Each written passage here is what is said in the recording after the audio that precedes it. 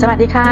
เจอกันอีกแล้วค่ะเจอกันกับก้อยอีกแล้วทางช่องวารุณีชาแนลช่องแบ่งปันทางด้านการตัดเย็บเสื้อผ้าและการสร้างแพทเทิร์นนะคะคลิปนี้ก็จะพาเพื่อนๆสร้างแพทเทิร์นเสื้อพื้นฐานนะคะเข้ารูปแบบเกล็ดลอยนะคะมาดูวิธีทำนะคะในการบวกสัดส่วนนะคะในส่วนของรอบอกตัวนี้จะบวกอยู่ที่8เซนนะคะบวก8เซนเอวบวกอยู่ที่5เซนสะโพกบวก6เซนนะคะรอบรักแร้บวกไป8เซนนะคะอันดับแรกนะคะจะตีกรอบเสื้อก่อนเสื้อตัวนี้จะเป็นเสื้อพื้นฐานจะทำเป็นเสื้อมีกระดุมให้ลูกค้าไปเลยนะคะวัดจากริมกระดาษหน้าตัวเรานะคะเพื่อนๆขาวัดออกไป2เซนครึ่งแล้วตีเส้นนะคะจากริมกระดาษหน้าตัวเราออกไปเซนครึ่ง2เซนครึ่งค่ะ 2.5 cm นะคะตีเส้นเราจะได้เส้นกลางหน้านะคะหลังจากนั้นเราจะตีกรอบเสื้อการตีกรอบเสื้อก็คือนำสะโพกนะคะบวกหลวมหาร2หรือใครที่หน้าอกใหญ่กว่าสะโพกก็นำหน้าอกบวกหลวมหาร2นะคะคือการตีกรอบเสื้อวัดจากเส้นกลางนะคะจากเส้นกลางหน้าที่เราได้เมื่อกี้วัดออกไปเท่ากับรอบสะโพกบวกหลวมหาร2เป็นการตีกรอบเสื้อนะคะตีกรอบเสื้อนะวัดเข้าไปส่วนตัวก้อยเวลาสร้างนะคะก็จะเหลือช่องไฟในส่วนของสะโพกเอาไว้ประมาณ1เซนนะคะหลังจากที่เราบวกหลวมแล้วหาร2นะคะเราได้เท่าไหร่ตัวนี้ของก้อยบวกหลวมหาร2นะคะเดี๋ยวก็จะอธิบายแบบยกตัวอย่างให้ฟังนะของลูกค้าตัวนี้รอบสะโพกบวกหลวมหาร2ได้59เซนนะคะได้59เซนฉะนั้นก็จะเผื่อยื่นในส่วนของช่องไฟสะโพกให้เหลือเพื่อที่จะให้ลูกค้าที่เขาเอาไปดูเป็นแพทเทิร์นต้นแบบนะคะให้เหลือช่องไฟอยู่ที่1เซนนะก็จะบวกเพิ่มไป1เซนก็คือได้รอบสะโพกบวก2ขอโทษค่ะรอบสะโพกบวกหลวมหาร2ได้59เซนบวกไป1เซนก็คือ60ก็จะวัดจากเส้นกลางหน้าออกไปนะเพิ่มไปอีก1เซนเราจะได้ช่องไฟในส่วนของสะโพกนะคะแล้วก็ตีเส้นขออนุญาตจัดการกระดาษก่อนนะคะเพราะว่าเขาจะล้นโต๊ะเพื่อนๆค่ะเข้ามาแล้วก็กดไลค์กดแชร์ออกไปให้หน่อยนะเพราะว่าเดี๋ยวเพื่อนๆมือใหม่จะได้เห็นการสร้างแพทเทิร์นตรงนี้นานๆก็จะมาไลฟ์ให้ดูทีนึงนะคะตรงนี้จะทำค่อนข้างละเอียดนะ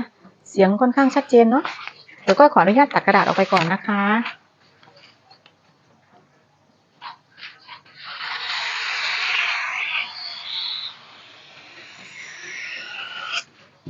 ตัวนี้จะเก็บเอาไว้สร้างแขนเสื้อนะคะพอเราตัดแบ่งแล้วเรียบร้อยนะคะเหมือนเดิมโครงสร้างแพทเทิร์นเสื้อนะคะไม่ว่าจะเป็นเสื้อหรือว่าชุดแสกโครงสร้างจะมีทั้งหมด6เส้นหลักๆนะคะเส้นหลักๆจะมีทั้งหมด6เส้นวัดจากริมกระดาษขวามือเราลงมา10เซนมาตรฐานนะคะจากริมกระดาษขวามือเราวัดลงมา10เซนมาตรฐานแล้วตีเส้นเลยนะคะเพื่อนๆค่ะเราจะได้เส้นคอนะเส้นนี้เรียกว่าเส้นคอนะคะจากเส้นคอวัดลงมาเท่ากับยาวหน้าของเราที่เราวัดได้นะคะเราวัดได้เท่าไหร่วัดลงมาเลยค่ะจากเส้นคอวัดลงไปเท่ากับยาวหน้าที่เราวัดได้นะคะยาวหน้าติ๊กนะคะจากเส้นคอวัดลงมายาวหน้าติ๊กก็ตีเส้นนะคะตีเส้นนี้เราจะเรียกว่าเส้นเอวจากเส้นเอวนะคะจากเส้นเอววัดลงมา20เซนมาตรฐานนะคะจากเส้นเอววัดลงมา20เซนมาตรฐานติ๊ก20เซนแบ่งครึ่ง10เซนมาตรฐานติ๊กนะคะจากเส้นเอววัดลงมา20เซนมาตรฐานติ๊กค่ะ20เซนแบ่งครึ่ง10เซนติ๊กขีดเส้นเชื่อมหากันเส้นที่เราแบ่งครึ่งจากเส้น20เซนขีดเส้นเชื่อมเราจะเรียกว่าเส้นสะโพกบนหรือเส้นหน้าท้องเส้นเดียวกันนะคะจากเส้นเอววัดลงมา20เซนขีดเส้นเชื่อมหากันเราจะเรียกว่าเส้นสะโพกล่างนะคะต่อมาในส่วนของเส้นเอวและเส้นคอแบ่งครึ่งค่ะเส้นเอวและเส้นคอแบ่งครึ่งแล้วตีเส้นเชื่อมหากันนะคะตีเส้นเชื่อมหากันเลยเราจะได้เส้นอกค่ะจากเส้นอกและเส้นคอแบ่งครึ่งค่ะจากเส้นอกและเส้นคอแบ่งครึ่งแล้วตีเส้นเชื่อมหากันเลยนะคะเราจะได้เส้นบ่านะเส้นหลักๆเราได้แล้วนะคะโครงสร้างแพทเทิร์นเสื้อหรือชุดแสกจะมีทั้งหมด6เส้นหลักๆนะคะเส้นคอเส้นบ่าเส้นอกเส้นเอวเส้นสะโพกบนเส้นสะโพกล่างต่อมาเราจะมาหาในส่วนของคอในส่วนของคอนะคะขออนุญาตนะคะเดี๋ยวตีในส่วนของด้านล่างก่อนเนาะสะโพกนะคะเราจะหาเส้นสะโพกก่อนสะโพกเราบวกหลวมนะคะบวกหลวมแล้วหาร4ได้เท่าไหร่วัดจากในส่วนของชิ้นหน้าวัดจากเส้นกลางหน้าตรงนี้ออกไปเท่ากับสะโพกที่เราบวกหลวมหาร4ได้นะคะวัดออกไปเลยติ๊กเข้มๆเลยนะคะเพื่อนๆค่ะติ๊กเข้มๆเลย ในส่วนของกลางหลังก็เช่นกันนะคะเส้นสะโพกบวกหลวมหาร4วัดออกมาจากเส้นกลางหลังติ๊กเข้มๆในส่วนของเส้นสะโพกตรงนี้นะคะที่ก้อยบอกว่าบวกไป1 เซนเนี่ยมันจะเหลือช่องไฟตรงนี้เอาไว้นะคะเหลือช่องไฟตรงนี้เอาไว้ในกรณีที่ลูกค้าสั่งแพทเทิร์นพื้นฐานก็จะได้เหลือให้ลูกค้าได้ดูว่าอันนี้เราจะต้องขีดโค้งสะโพกแต่ถ้าเราเป็นสร้างเองตรงนี้เราจะไม่เหลือนะเราจะทำพอดีเป๊ะเลยก็ไปต่อนะในส่วนของหน้าอกนะคะบวกหลวมหาร4แล้ววัดออกไปจากเส้นกลางหน้าวัดออกไปเท่ากับเส้นหน้าอกที่เราหาร4นะบวกหลวมแล้วหาร4นะคะวัดออกไปเลยค่ะติ๊กนะคะในส่วนของชิ้นหลังก็เช่นกันวัดจากกลางหลังออกมาเท่ากับรอบสะโพกบวกหลวมหาร4ค่ะติ๊กแล้วตีเส้นเชื่อมหากันนะคะเกิดเส้นลักษณะนี้ค่ะนี่ค่ะหลังจากนั้นนะคะอกห่างหาร2วัดจากเส้นกลางหน้าออกไปเท่ากับรอบอกเท่ากับอกห่างเราหาร2ได้นะคะตีเส้นติ๊กเลยค่ะแล้วตีเส้นลงมาคร่าวๆนิดนึงประมาณนี้นะคะเพื่อนๆค่ะตีเส้นคร่าวๆประมาณนี้นะนี่ค่ะหลังจากนั้นเราก็วัดจากเส้นคอเท่ากับเส้นอกสูงที่เราวัดได้วัดเอียงทะแยงนะคะวัดทะแยงแบบนี้นะนี่ค่ะอกสูงเราวัดได้เท่าไหร่วัดลงไปเลยค่ะนี่ค่ะติ๊กเข้มๆคือเส้นอกสูงนะคะนี่ค่ะอกสูงตีไว้เลยขีดบางๆนะคะขีดบางๆไว้ก่อนเป็นลักษณะนี้ในส่วนของอกห่างที่เราหาร2นะคะจากกลางหน้าวัดออกไปเท่าไหร่เนี่ยนะเราเขียนเอาไว้ทีนี้ในส่วนของด้านล่างนะคะที่ตรงปลายเกล็ดเนี่ยในส่วนของด้านล่างเราจะเอียงนิดนึงจากจุดนี้แล้วก็จะอธิบายให้ฟังนะคะอกห่างหาร2ของก้อยตัวนี้ได้10 เซนนะคะทีนี้เราก็จะวัดในส่วนของด้านล่าง10 เซนไหมจะเถิบออกไปในด้านของส่วนตะเข็บข้างคือฝั่งของสะโพกประมาณนิดนึงไม่ถึงครึ่งเซนดีนะคะเพราะว่าเราต้องการที่จะให้เขาเอียงเขาเฉออกไปในส่วนของสะโพกเวลาสะโพกคนเราน่ะจากเอวแล้วลงมาสะโพกมันจะผายใช่ไหมแต่ถ้าเราตีเป็นเส้นตรงไปเลยแบบนี้นะคะถ้าเราตีเป็นเส้นตรงไปแบบนี้มันจะแลดูไม่ค่อยสวยนะคะเวลาเราทำเกล็ดนะคะฉะนั้นเราจะเอียงออกจากในส่วนของกลางหน้านิดหน่อยนะคะประมาณครึ่งเซนประมาณนั้นนะคะในส่วนของปลายเกล็ดนะคะจากเส้นสะโพกบนและเส้นสะโพกล่างก็แบ่งครึ่งนะคะนี่ประมาณนี้แล้วตีเอียงไปเลยจ้ะตีเอียงค่ะแบบนี้นะนี่ค่ะในส่วนของเกล็ดนะคะต่อมาในส่วนของเอวนะคะเอวบวกหลวมหาร4ได้เท่าไหร่วัดออกไปเลยค่ะจากเส้นกลางหน้าเท่ากับเอวที่เราบวกหลวมหาร4ได้นะคะของเพื่อนๆเท่าไหร่ก็เท่านั้นนะแต่ละไซส์ไม่เหมือนกันค่ะติ๊กทีนี้ในการทำเกล็ดนะคะเพื่อนๆขาเกล็ดของทรงเนี่ยไม่จำเป็นต้อง3 เซนนะเกล็ดของทรงเสื้อไม่จำเป็นต้อง3 เซนเราจะทำเกล็ดตามเอวของลูกค้าบางท่านเอวหนาเกล็ดบางครั้งอาจจะได้อยู่ที่1 เซนหรือ1 เซนครึ่งหรือ3 เซนก็แล้วแต่หุ่นของแต่ละท่านนะคะตรงในส่วนของลูกค้าเจ้านี้ก็จะกะจากเส้นตะเข็บข้างนะคะ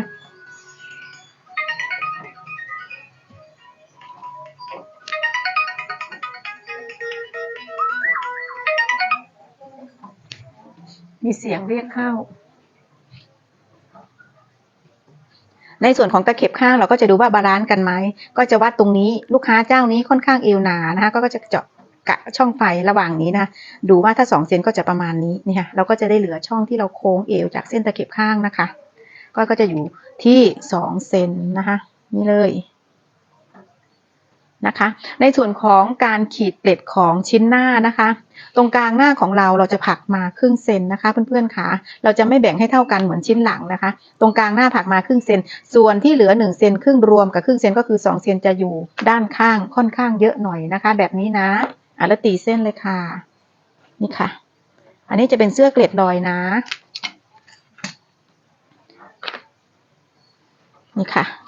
โค้งเลยใช้ไม้บรรทัดโค้งของเรานี่แหละประมาณนี้นะคะในส่วนของชิ้นหลังนะคะมาต่อเลยถ้าเป็นเสื้อเข้ารูปนะคะในส่วนของกลางหลังเก็บเข้ามาครึ่งเซนค่ะ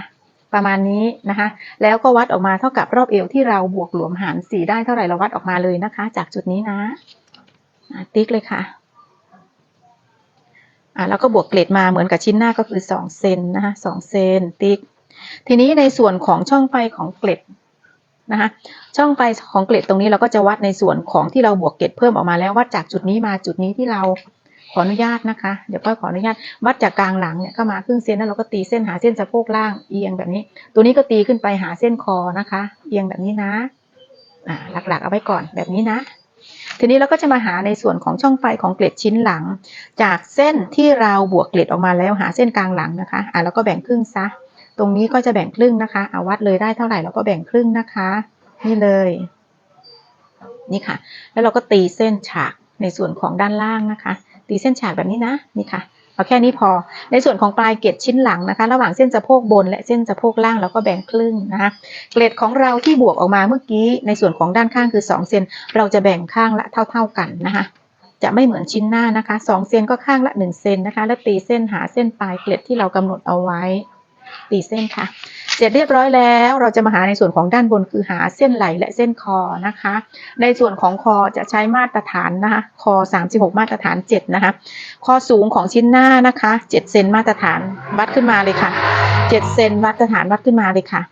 ตีเส้นนะคะประมาณนี้ตีเส้นประมาณนี้ก่อนนะคะตีเส้นประมาณนี้ก่อนในส่วนของ7เซนคอสูงเราแบ่งครึ่งนะคะแบ่งครึ่งเลย7เซนแบ่งครึ่งก็ได้3เซนครึ่งค่ะ7เซน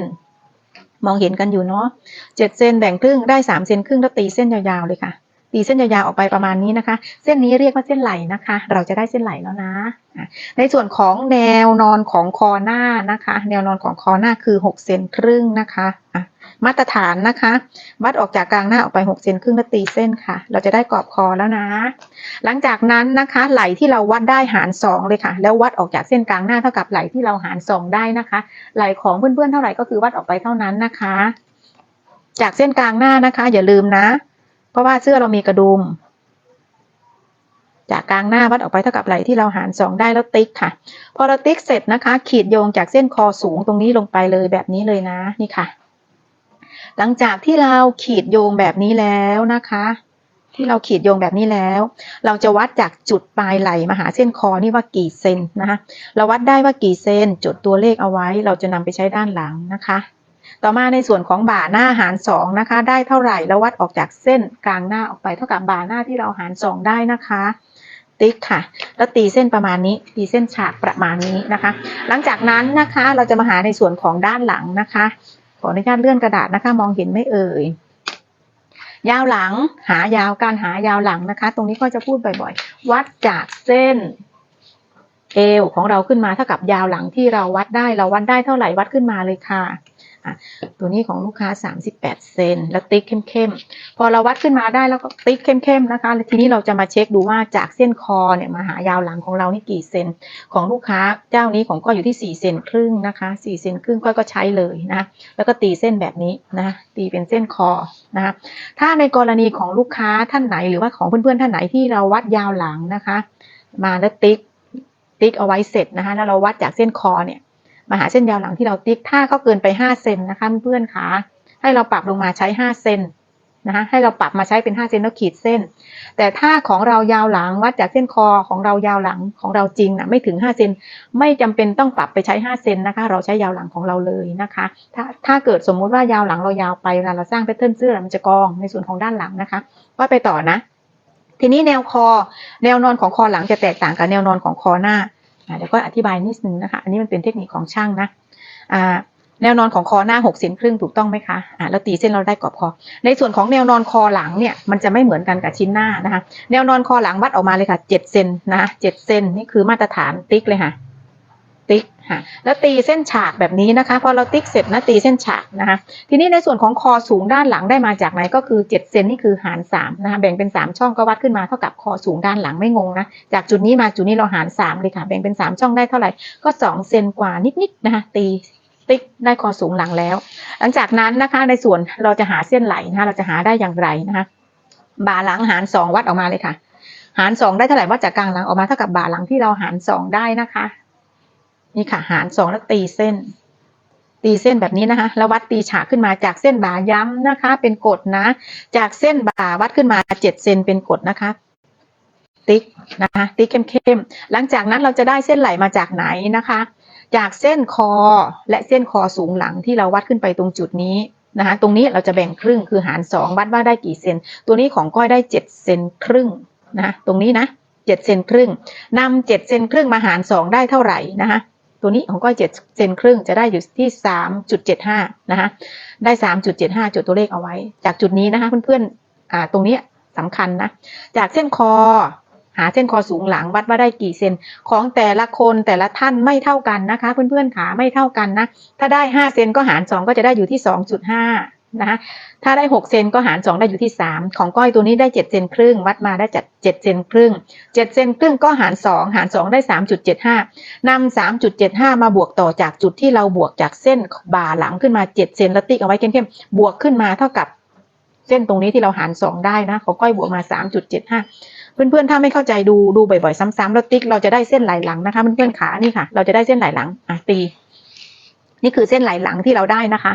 พอเราตีแบบนี้เสร็จแล้วเรียบร้อยนะคะส่วนที่ข้างหน้าที่เราเขียนไว้ว่าจากคอสูงด้านหน้าหาเส้นปลายไหลวัดว่าได้กี่เซนแล้วจดตัวเลขเอาไว้เราจะนำตัวเลขตัวนี้แหละของก้อย13 เซนครึ่งเราจะนำมาใช้ในส่วนของไหลหลังนะคะทีนี้ไหลเราจะพอดีกันเป๊ะไม่มียาวไม่มีสั้นไม่มีข้างหน้าสั้นข้างหลังยาวหน้าและหลังจะเท่ากันเป๊ะถ้าทำวิธีนี้นะคะของก้อย13 เซนครึ่งนะคะของเพื่อนๆเท่าไหร่ใช้ตัวเลขของเรานะคะนำเลข1นะคะตรงไม้บรรทัดวางตรงนี้ตรงนี้13 เซนครึ่งเลข13 เซนครึ่งถึงตรงไหนเราขีดเอียงเลยค่ะเอียงแบบนี้นะนี่ค่ะติ๊กนี่ค่ะตีเส้นเลยเราได้เส้นไหลนะนี่ค่ะตรงบ่าแค่นี้เองดูบ่อยๆนะคะจุดนี้เพื่อนๆย้ำดูบ่อยๆนะก็พูดบ่อยๆนะถ้าทำเป็นแล้วมันจะไม่ยากนะคะดูสัก 2-3 ครั้งเพื่อนๆจำได้แน่นอนนะคะต่อมาเราจะมาส่วนของรักแร้นะคะในส่วนของวงแขนเราจะบวกที่8 เซนคร่าวๆไว้ก่อนนะคะบวกรวม8 เซนของลูกค้าเจ้านี้จะอยู่ที่54นะคะก็จะคร่าวๆนะคะอันนี้คือเวลาเราโค้งรักแร้นะคะเพื่อนๆขาเนี่ยตรงเส้นอกสูงของเราคือจุดนี้เราดูเลยอย่าเวลาเราโค้งรักแร้อย่าให้เขาต่ำกว่าเส้นอกสูงนะเนี่ยตรงเนี้ยมันจะต่ำไปแต่ส่วนมากจะไม่ค่อยมีต่ำกว่าหรอกเราจะมีวิธีการปรับแบบอื่นนะคะตรงนี้ก็จะคร่าวๆก่อนจากเส้นอกลงมาสักประมาณนี่ค่ะประมาณนี้1 เซนครึ่งไว้ก่อนเราก็จะโค้งเลยในส่วนของรักแร้นะคะโค้งคร่าวๆก่อนขีดแบบบางๆไม่ต้องไปขีดเยอะนะคะเพราะว่าเราจะต้องมีการปรับแต่งนะคะถ้าเกิดไม่ได้เราค่อยขีดลงถ้าเกิดมันเหลือแล้วค่อยปรับขึ้นนะคะใช้ไม้บรรทัดหัวนกแก้วหรือไม้บรรทัดยูเคิร์ฟนะคะที่เรามีวางจากเส้นปลายไหลผ่านเส้นบ่าหลังนะคะบางๆนะคะเพื่อนๆขาอย่าเพิ่งไปขีดเพราะว่าทุกอย่างมันไม่ได้พอดีเป๊ะนะคะมันจะต้องมีการทีนี้ในส่วนของลูกค้าตัวใหญ่นะไม้บรรทัดหัวนกแก้วนะคะมันจะใช้จังหวะเดียวไม่ได้นะคะใช้จังหวะเดียวไม่ได้เราก็วางตรงปลายไหลหาเส้นบ่าทีละจังหวะนะคะแบบนี้เลยเนี่ยในกรณีลูกค้าตัวใหญ่เนี่ยแบบนี้เสร็จแล้วก็มาโค้งหาในส่วนของชิ้นหน้านะตรงนี้มันไม่ได้จังหวะเดียวเนี่ยแล้วเราก็เช็คเลยค่ะเช็คเลยนะรอบนี้ได้เท่ากับ56 เซนไหมของก้อยบวกหลวงเรียบร้อยได้56 เซนนะคะได้56 เซนนี่ค่ะวัดเลยชิ้นหลังนะคะแล้วก็มาวนต่อกับชิ้นหน้าเลยค่ะนี่ค่ะอันนี้ไม่ได้ขาดไป2 เซนฉะนั้นก็จะปรับลงนะคะขาดไป2 เซนนะคะปรับลงเลยค่ะปรับลงมาถ้าปรับลงมา2 เซนนิดนึงเนี่ยอีกเส้นอกสูงยังได้อยู่เราก็ค่อยๆไล่ปรับไปทีละจุดนะคะค่อยๆไล่ปรับไปทีละจุดค่ะนี่ค่ะนี่เลยเหตุและผลที่ก้อยไม่ใช้เมจิกนะคะเพราะว่ามันจะต้องมีการลบนะคะแล้ววนใหม่เราเช็คใหม่เลยนะคะรอบรักแร้ที่เราบวกรวมแล้วได้เท่ากับตัวเลขที่เราต้องการหรือยังของก้อยจะเป็นอยู่ที่56 เซนนะคะนี่ค่ะนี่ค่ะได้แล้วอันนี้ได้แล้วนะคะของก้อยได้แล้วฉะนั้นก้อยจะเน้นในส่วนของรักแร้นะคะย้ำเข้มๆนะคะนี่ค่ะแบบนี้เลยเราได้แล้วเราก็ตีเส้นให้เขาเข้มหน่อยนะคะ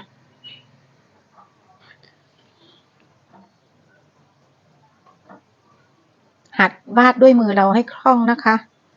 ไม้บรรทัดเป็นองค์ประกอบแค่นั้นเองทีนี้ในส่วนของรักแร้นะคะเราวาดแล้วเรียบร้อยเราได้เท่ากับจำนวนตัวเลขที่เราต้องการเราจะมีการปรับไหลสูตรนี้วิธีนี้จะต้องปรับไหลแน่นอนนะคะการปรับไหลสูตรนี้นะคะถ้าสร้างตามที่ก้อยพาทำตั้งแต่แรกนะคะตรงนี้ไม่ต้องไปเช็คนะคะสูตรนี้ถ้าสร้างแบบก้อยพาทำตั้งแต่แรกไม่ต้องไปเช็คปรับลงไปเลยค่ะในส่วนของชิ้นหน้าปรับลงมาเลยค่ะ1 เซนครึ่งนะคะปรับลงมาเลย1 เซนครึ่งนะคะ นี่ค่ะปรับลงมา1 เซนครึ่งแล้วตีเส้นก่อนที่เราจะตีเส้นโยงเส้นใหม่นะคะตรงจุดนี้คือ13 เซนครึ่งถูกไหมที่เราจดตัวเลขเอาไว้เราก็วัดเลยค่ะจากเส้นคอนะคะจากเส้นฐานคอตรงนี้13 เซนครึ่งนี่ค่ะติ๊กเลยค่ะมันจะอยู่ตรงไหนนี่ค่ะนี่เราได้เส้นใหม่แล้วนะคะเส้นนี้เราไม่เอาแล้วนะคะนี่เส้นนี้เราไม่เอาแล้วคือการปรับไหล่เสื้อเราจะได้ไม่หงายหลังนะคะในส่วนของชิ้นหน้าเราปรับลงมาแล้วนะคะย้ำว่าเป็นสูตรนี้นะคะที่จะวัดลงมา1 เซนครึ่งโดยที่เราไม่ต้องไปเช็คนะแต่ถ้าเป็นสูตรอื่นเราก็เช็คก่อนปรับนะคะบางครั้งมันอาจจะไม่ได้เหลืออะไรเยอะไม่ได้ข้างหน้าอาจจะไม่ได้เหลืออะไรเยอะในส่วนของไหล่หลังนะคะต่อมาในส่วนของไหล่หลังปรับขึ้นมาเลยค่ะ1 เซนครึ่งนะคะ1 เซนครึ่งติ๊กนะคะแล้ววัดเลยค่ะ13 เซนครึ่งจากจุดนี้มาถึงตรงไหนแล้วก็เช็คเลยนะคะเช็คเลยนี่ค่ะตีเข้มๆนี่ค่ะเส้นนี้เราไม่เอาแล้วเราได้ไหลเส้นใหม่แล้วนะนี่คือการปรับไหลนะคะเสื้อเราจะได้ไม่หงายหลังนะคะนี่เป็นโครงเสื้อนะคะต่อมาเราก็เช็คเลยค่ะเพื่อนๆขาวัดเลยจากคอหลังเนี่ยคอสูงหลังมาหาเส้นปลายไหลอยู่แบ่งครึ่งเลยค่ะวัดว่าได้กี่เซนแล้วแบ่งครึ่งนะนี่ค่ะ13 เซนครึ่งแบ่งครึ่งเลยค่ะติ๊กใช้ไม้บรรทัดยาวนะคะใช้ไม้บรรทัดยาวตีเอียงหาเส้นเกล็ดหลังตรงกลางหลังนะคะดูดีๆนะตรงเกล็ดนี้นะเกล็ดนี้นะคะหาไม้บรรทัดบางเลยค่ะจากเส้นไหลที่เราหาร2นี่ค่ะตีแบบนี้นะคะเส้นตรงแบบนี้เราก็ตีหาเส้นนี้เลยนะคะเราก็จะได้ในส่วนของเกล็ดหลังนะคะต่อมาเราจะมาแต่งในส่วนของตะเข็บข้างนะคะเส้นที่เราติ๊กเอาไว้แล้วนะคะคือจุดนี้นะนี่ค่ะโค้งนะคะเพื่อนๆขานี่ค่ะโค้งเลยค่ะแบบนี้เลยนะคะโค้งเลยโค้งหาเส้นสะโพกนี่ค่ะเหมือนกันนี่ค่ะนี่คือช่องไฟที่ก้อยบอกว่าบวกเผื่อไป1 เซนจะได้เห็นช่องว่างตรงนี้นะคะแต่ถ้าส่วนตัวก้อยเวลาก้อยสร้างแพทเทิร์นแล้วตัดให้ลูกค้านี่ก้อยจะไม่บวกหรอกแต่นี่คือลูกค้าต้องการเอาแพทเทิร์นโครงตรงนี้ไปดูนะคะไปดูแล้วก็จะไปทำตามว่าเราสร้างแบบไหนนะคะก้อยก็เลยเผื่อเอาไว้ในกรณีนี้คือ1 เซนนะคะตรงนี้ไม่ใช่ปัญหานะคะ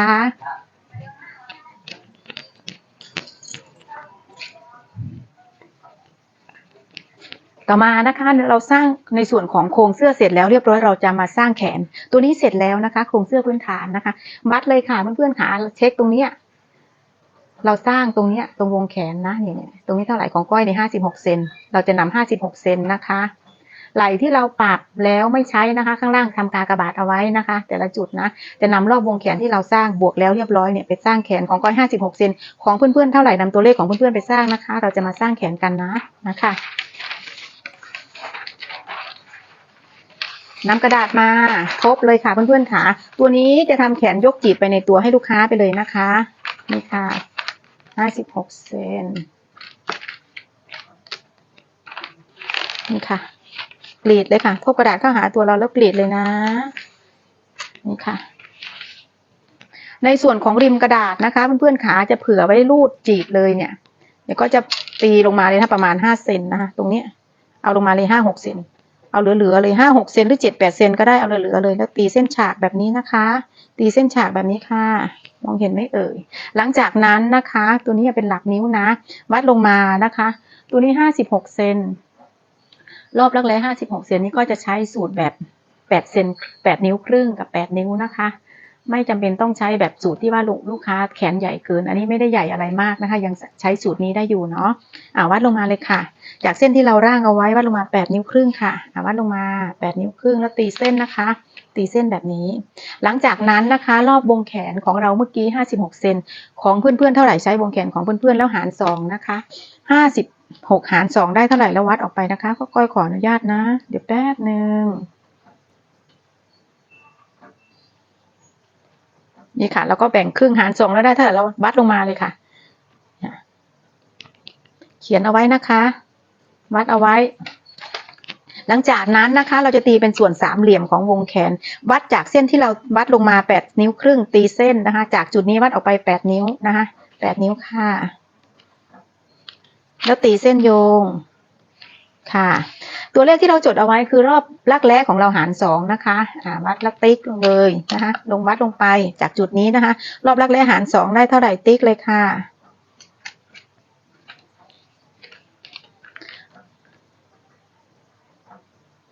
ติ๊ก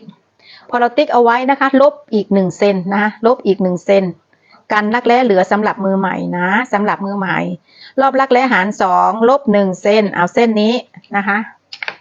ตีเส้นฉากปัญหาแขนเหลือจะได้ไม่มีปัญหานะสำหรับมือใหม่หลังจากนั้นจากจุดนี้มาจุดนี้หาร3ค่ะ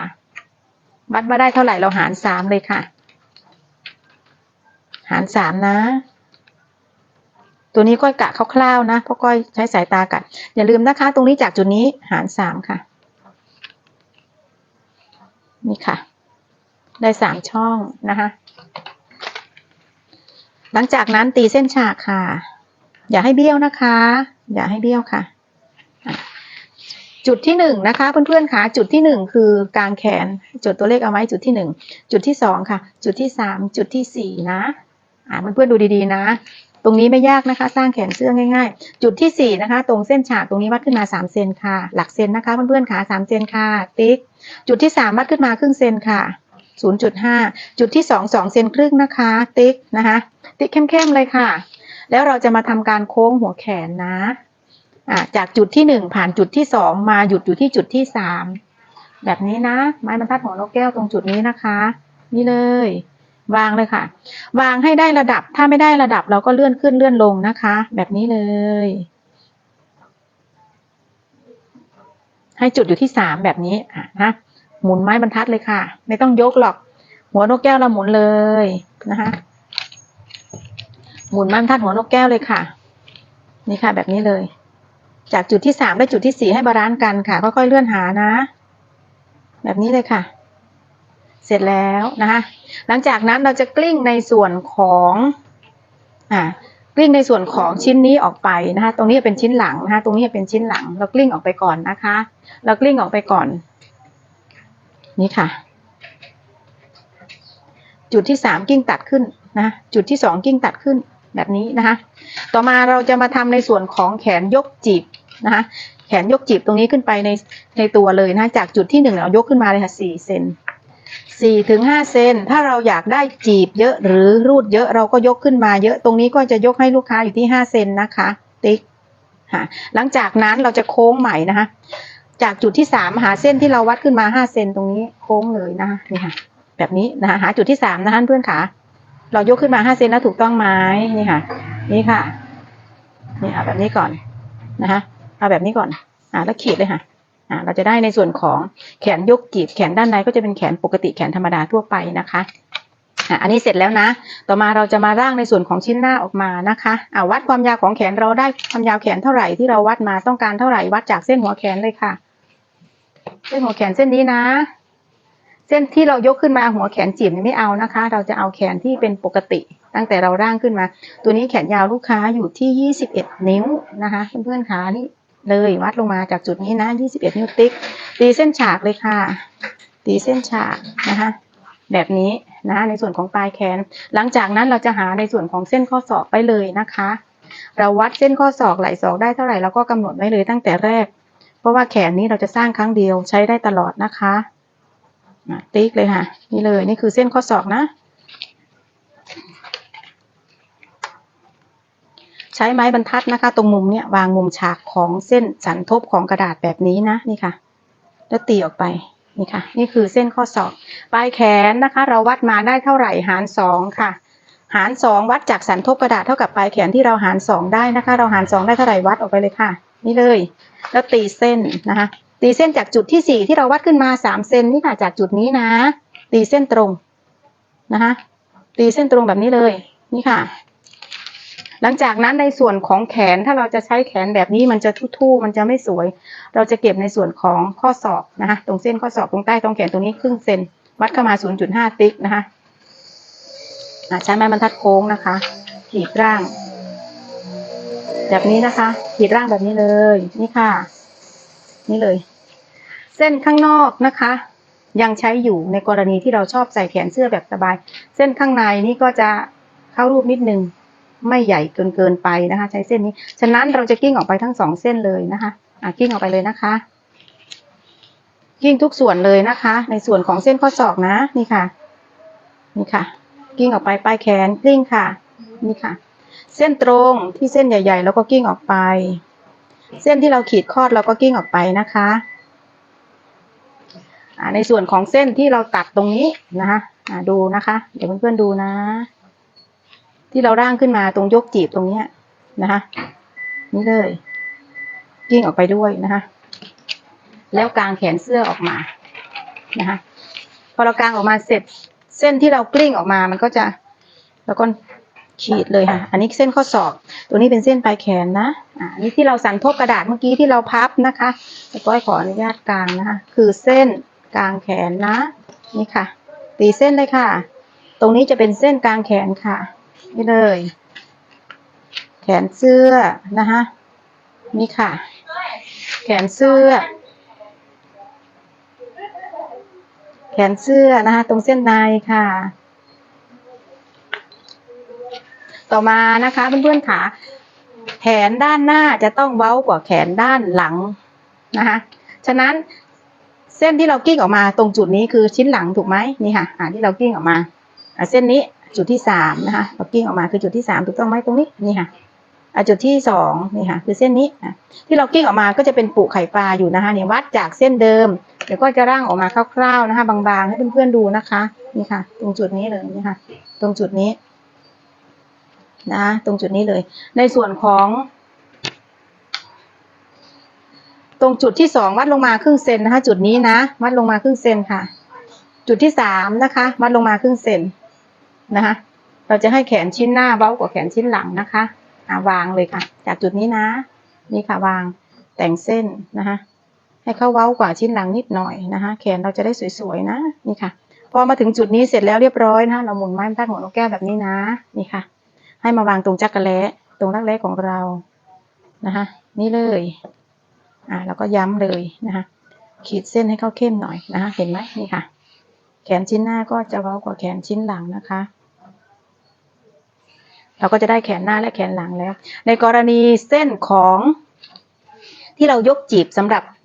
ตัวแขนเสื้อที่เราจะไปรูดนะคะตรงจุดนี้ที่วัดขึ้นมา5 เซนตรงนี้เราก็จะมาร่างคร่าวๆในส่วนของแขนชิ้นหน้านะคะออกมาเลยตรงนี้นะนี่ค่ะตรงนี้นี่ค่ะแบบนี้ทีนี้ในชิ้นหน้าที่เราวัดลงมาครึ่งเซน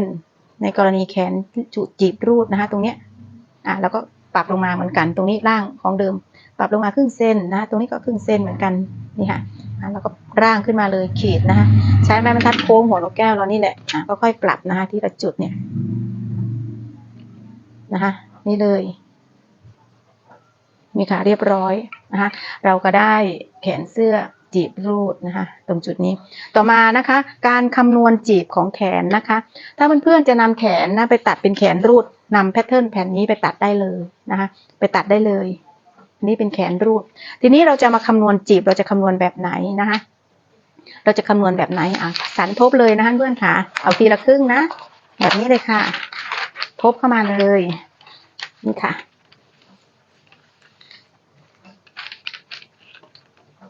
เราก็เช็คในส่วนของรักแร้วงในเส้นนี้นะคะเส้นนี้นะวงในเส้นนี้เท่าไหร่คือรักแร้ของตัวเสื้อของเรานะคะเช็คเลยนี่ค่ะเช็คนะคะ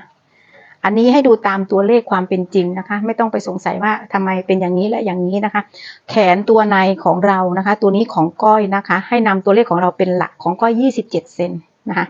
27 เซนเอาแขนในเป็นหลักนะคะเพื่อนๆค่ะ27 เซนจดตัวเลขเอาไว้ทีนี้เราก็จะมาวัดในส่วนของวงด้านนอกที่จะทำจีบเราจะคำนวณหาจีบก็คือวัดจากจุดนี้คือเส้นโค้งเส้นบนนะคะว่าเท่าไหร่นี่ค่ะวัดมาเลยของก้อยได้32 เซนนะคะ32 เซนทีนี้เรานำ27มาหารกับ3มาลบ32นะคะนั่นคือจำนวนจีบนะคะ27คือวงในนะคะ27 เซนคือวงใน32 เซนคือวงนอกนำ27ลบกับ32ได้เท่าไหร่นั่นคือจำนวนจีบนะคะแล้วเราค่อยมาหารกันว่าจะได้กี่จีบนะคะ32ลบ27นะคะได้5เหลือ5 เซนนะคะเหลือ5 เซนทีนี้ในส่วนของ5 เซนเราจะทำทั้งหมด4จีบไม่ใช่ค่ะขอโทษทีในส่วนของ5 เซนเราจะทำทั้งหมด2จีบอย่าลืมว่า สันทบแขนตัวนี้แค่ครึ่งเดียว2จีบก็คือหน้า2หลัง2รวมกันหมดทั่วแขนก็คือ4จีบฉะนั้นในส่วนของจีบตรงนี้เราจะทำฝั่งเดียวก่อนแล้วเราค่อยกลิ้งออกไปในส่วนของด้านล่างนะคะ5เซนฉะนั้นเราจะทำ2จีบจะตกอยู่ที่จีบละ2เซนครึ่งนะคะไม่งงนะอย่างนี้ง่ายๆนะคะจะตกจีบละ2เซนครึ่งนะคะจากเส้นกลางหัวแขนตรงนี้วัดออกไป2เซนนะคะ2เซนนะคะ2เซนติ๊กค่ะติ๊กเอาไว้จีบใหญ่2เซนครึ่งเราก็วัดออกไปเลยค่ะ2เซนครึ่งนะคะห่างจากเส้นกลางแขน2เซนนะคะตรง2เซนนี้ไม่ใช่จีบนะคะเราติ๊กเอาไว้ก่อนแล้วค่อยวัดจากจำนวนของจีบนี่คือใหญ่2เซนครึ่งนะคะติ๊กนะนี่คือจีบนะจีบห่าง1นิ้วหรือ2เซนครึ่งนะคะพอเราได้จีบเสร็จเราวัดออกมา2เซนครึ่งค่ะจีบจะห่างอยู่ที่2เซนครึ่งค่ะตายตัวนะเหมือนมาตรฐานที่ก้อยเคยทำไปจีบจะห่างจีบแขนจะห่างกันอยู่ที่2เซนครึ่งนะคะในความห่างตรงนี้คือจีบห่างทีนี้จีบห่างเสร็จก็จีบใหญ่2เซนครึ่งก็ครบ5เซนนะคะ2จีบก็คือ5เซนนี่คือจีบนะคะอันนี้คือวิธีทำกลีบจีบแขนเสื้อหัวแขนเสื้อแบบง่ายๆไม่ซับซ้อนนะคะไอ้ตรงนี้เลยนะคะไม่ต้องไปแยกจีบอะไรเยอะแยะนะคะหลังจากนั้นนะคะพอเราได้ร่างขึ้นมาลักษณะนี้เราก็กิ้งออกไปเลยค่ะนี่ค่ะนี่เลยกิ้งออกไปแค่นั้นเองก็จะได้อีกฝั่งหนึ่งนี่คือแขนจีบแบบทั่วไปแบบสำหรับมือใหม่ทำง่ายๆนะคะไม่ต้องไปเย็บนะไม่ต้องไปเย็บแบบล็อกแล้วรีดจีบนะไม่เอานะแบบนั้นนะคะไม่สวยนะเราจีบร่างขึ้นมาเบาๆพอนะคะนี่ค่ะที่เรากิ้งออกมาเราก็จะได้แขนจีบนะคะนี่ค่ะจีบตรงนี้กลางแขนไม่ต้องจีบอันนี้คือจีบนี่คือจีบข้างละ2จีบหน้าและหลังนะคะรวมกันเป็น4จีบเสร็จแล้วนะคะวิธีสร้างแขนเสื้อทำหัวแขนจีบหัวแขนรูดในตัววิธีทำง่ายๆนะคะหวังว่าคลิปที่ก้อยทำนะคะเพื่อนๆหาคงจะเป็นประโยชน์นะคะกับเพื่อนๆไม่มากก็น้อยนะคะดูแล้วก็อย่าลืมกดไลค์กดแชร์ก้อยขออนุญาตลงไลค์นะคะเจอกันใหม่คลิปหน้าค่ะสวัสดีค่ะ